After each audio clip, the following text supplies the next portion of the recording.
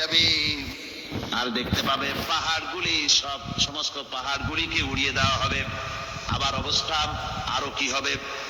فَإِذَا بَرِقَ الْبَصَرُ وَخَسَفَ الْقَمَرُ وَجُمِعَ الشَّمْسُ وَالْقَمَرُ, যখন চক্ষু বিস্ফারিত হয়ে যায় মানুষের, চাঁদ আর সূর্য নিষ্প্রভ হয়ে যাবে, চন্দ্র এবং সূর্য তার অস্তিত্বকে হারিয়ে ফেলবে।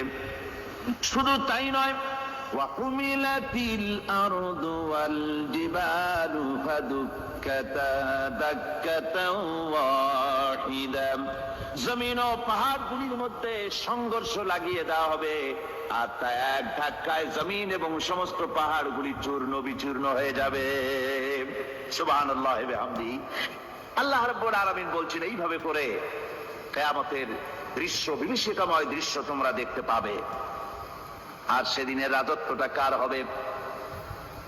আল মুলকু ইয়াউমাইযিনিল হাক্কু লির-রাহমান, সেদিনের রাজত্ব হবে কেবলমাত্র রহমানের।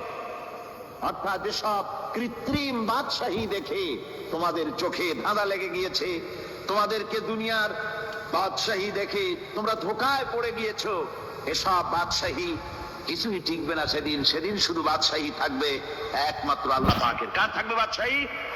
যারা বলেন কার?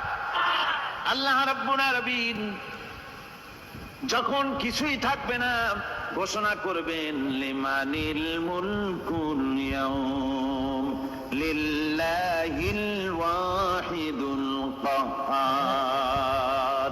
আজকে